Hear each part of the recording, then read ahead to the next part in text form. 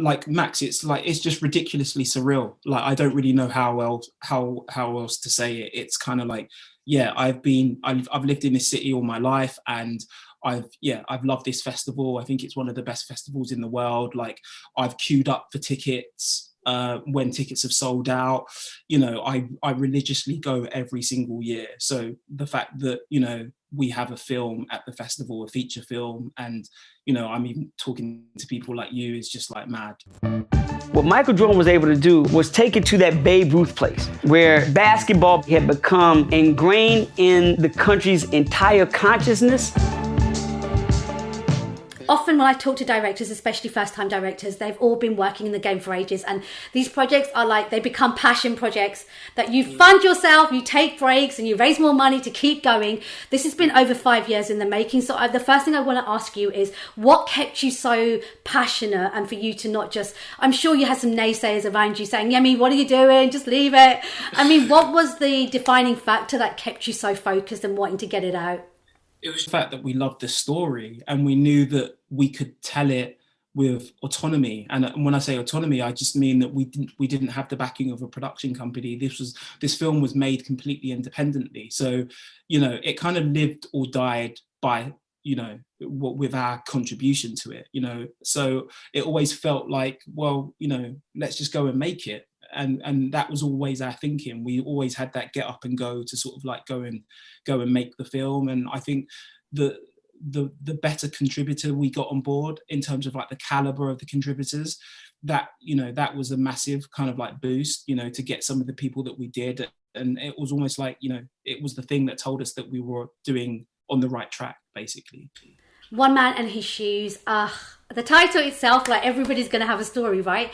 We've just enjoyed The Last Dance. I was addicted. I'm not even the biggest basketball fan, but after watching that, I was just like, oh my God, like, this man, Michael Jordan, everybody that comes around him, it's just so very exciting. And then you drop this documentary, which is coming from a completely different perspective, but you're still honouring Michael Jordan and what he is and who he is and what he did for black culture, sports, but you're also showing the other side of like the marketing, the way we're sold products, the way culture, the colour of your skin, everything is used to make money. How careful were you about, I guess, honouring this man that I'm sure you were a fan of, but equally not being afraid to say some of the stuff other people perhaps wouldn't? Yeah, I kind of felt like the entry point to this film was always fandom. I was a fan of Michael Jordan. I've always been a fan of Nike.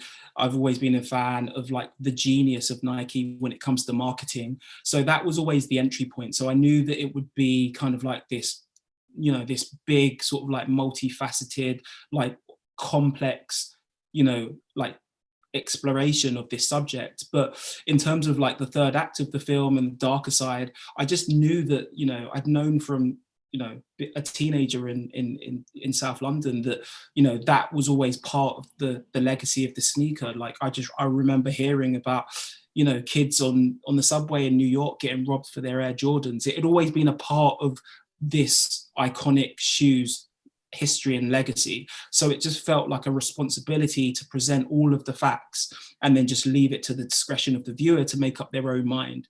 I didn't think it would have been responsible of us to not explore, the other element, because it would have just felt like, well, you've missed out a massive bit.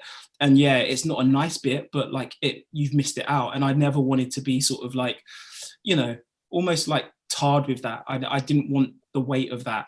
I just wanted to kind of like present it as a sort of like a success story, as a sort of like a social story, and a bit of a kind of a tragic story in terms of the third act, and then these things happen, and just present the facts as they are. The thing that's interesting is I was talking to a few friends today who are like diehard trainers, sneaker like addicts, and they were saying the thing with Jordans is like aspirational, it's culture, it's a sign, like what time it is, it's status, it's everything, and it was always expensive. To get a pair of Jordans was never cheap. You could get shell toes, you could get Converse, you could get other things, but Jordans were always expensive. And then a friend of mine made this really funny analogy. They said it's like people that can't afford a Louis Vuitton and then they go and get a Michael Kors. Like there were people that had Jordans, like Jordans were a thing. And I think Yeezys, I know Drake and various people, shell toes obviously, Run DMC, but I think Yeezys comes the closest, and this is music now, so it's gone full circle. It's almost been taken away from the athletes. Comes closest to what Michael Jordan did, but I still feel like the documentary shows us what he has never been done before, right? 100%. Yeah, I think that, you make really good points. I think that Michael Jordan and Nike was the foundation of everything that we have today. It kind of like showed brands what could be achieved as far as, an athlete endorsing something and then it taking on a life of itself. I think what's happened now is, like you say, it's become full circle. I said, it's in the sense that, athletes are not the pitchmen anymore.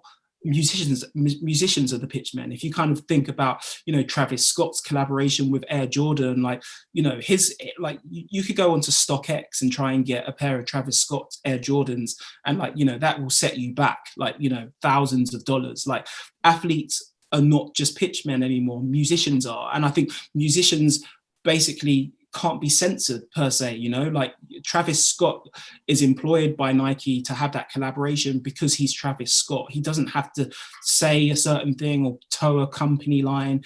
He can just basically be Travis Scott.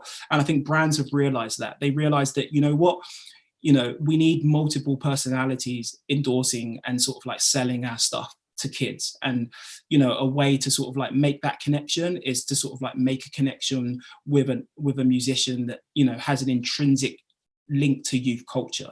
And I think so it makes sense to sort of like employ or do a collaboration with Travis Scott, with Drake, with Kendrick, with Pharrell. These are all kind of like, in their own right, icons, and have a really good link to youth culture. And I think that's what all brands want. The Air Jordan was something that transcended all these different borders that hadn't really been transcended before.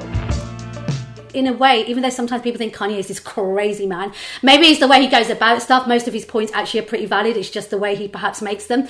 But him now going full circle and saying, actually, we're putting our names to your brand. We should have more ownership of that. And that is something also that you kind of touch on in this documentary. So I think that is a really important point, because you're right. Now, the influence, you can say what you want. And if you're somebody that we admire, we're buying into you, not necessarily the product. 100%. Yeah, that's it. And, I think it's the sophistication of these corporations and these brands that they know that. They're able to know that. They're able to sort of like understand who their audience is and know what their audience want, and then almost kind of like go out and find the perfect pitch person that will be able to sort of like bridge the gap between those two worlds. So, yeah, you're completely right. I'm wondering, when you set out to make a documentary, you have an idea of what you want. You may even have like an end result, but when you do these things, it can go completely somewhere else. For you, did the narrative change, and what did you learn about yourself during this process? Okay, so the narrative didn't change that much. Initially, the first iteration of this film, I thought was going to be about Air Jordan collectors specifically. So just people that are massively obsessive about Air Jordan collectors. So I started to make that film. And then I quickly realized that perhaps that wouldn't sustain sort of like a feature-length narrative. Or, some of those collectors are still in the film, but I just knew that we needed to go somewhere else. So that's when I started to think about the origin story of Nike and their relationship with Michael Jordan. And then, that is basically what the film became. So it became sort of like this phenomenal story about this shoe, and then, how it kind of like, how its tentacles kind of like hit every part of like culture. And yeah, that's pretty much it. The shoes gained very quickly a huge street value in American culture. And all of a sudden overnight, it was just like everybody wanted them. And for you as a creative that's worked incredibly hard in this industry to make your documentary, and I know you made it with a couple of other people, so shouts to the team. What did you learn about yourself? Because it's definitely going to have challenged you, and also I hope made you learn more, grow more, and has it given you an appetite for wanting to do more of this type of stuff? Yeah, I think so. In terms of what I learned about myself, perhaps perseverance, and that I'm not a person that goes away easily, should I say? Do you know what I mean? I think all of us, myself and the two producers, Michael and Will, like we were just kind of like hell bent on telling this story one way or the other. And you know, we really grit our teeth and sort of like dug our feet in, and you know, so I think perseverance, like perhaps I'm surprised at how, you know, how much that we all collectively had, and the fact that we didn't kill each other and we're all still really good friends. What the hell is Nike doing? We're in now the 80s, and we're putting a black guy on television to sell shoes to white America. Do you know how difficult it is for you to have got contributors and for you to have, like, you've got to be able to get along with people. You've got to know the language. You've got to be versatile depending on who you're talking to. And that takes almost like babysitting. It's like what managers do with musicians and managers do with actors. So would you do that again?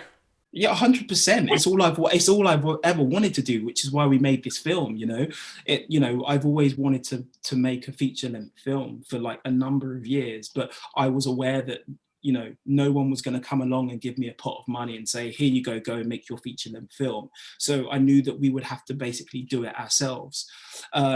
But yeah, it's all I want to do. You know, I have deep respect for sort of like artists, you know, novelists, people that make albums, because it's really hard. But like to have a career where that's all you do is like, you know, I've always been drawn to the idea of that. So yeah, hopefully I get to make another film and then more after that, basically. And final question, Michael Jordan, has he been in touch?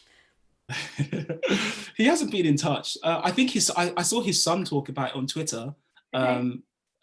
You know, because our US network premiere was on Vice in the States, so and they kind of go hard on the promo. So I think his son knows about it. But like I said, it's, you know, I think it's a balanced story about an incredible, you know, athlete and an incredible sort of like businessman, which he is, and you know, sometimes, you know, you can't be afraid to sort of like point out, you know, the chinks in someone's armor, or, you know, and I think this film just explored all of those ideas. So he hasn't been in touch, but yeah, I look forward to him maybe being in touch. And maybe sending you a pair of Jordans in the post.